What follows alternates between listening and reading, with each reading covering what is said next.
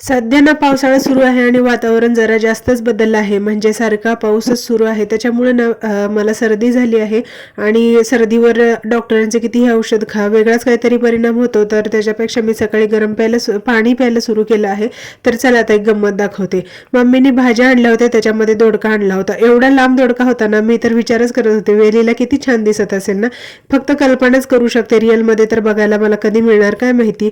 तर दोडका काढून ठेवला पिशवीतून. 2 पिशव्या लावल्या होत्या बरं का त्याला, म्हणजे एका पिशवीत तो बसलाच नाही. दोन्हीकडून पॅक केला आणि मग फ्रीजमध्ये ठेवला होता. थोडंसं गरम पाणी पिले आणि मग माझ्या कामाला लागले. पाणी पिताना पण असं वाटत होतं की आता उशीर होतोय की काय.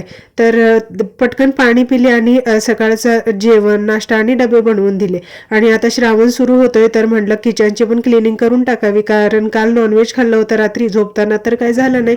म्हटलं सकाळी उठल्या उठल्या करावं. तसं उठल्या उठल्या रोज स्वच्छ करते, पण जरा डीप क्लिनिंग केली तर बरं वाटतं आणि स्वच्छ पण वाटतं. आता नॉनव्हेज हे बनणार नाही तर एकदम स्वच्छता असावी.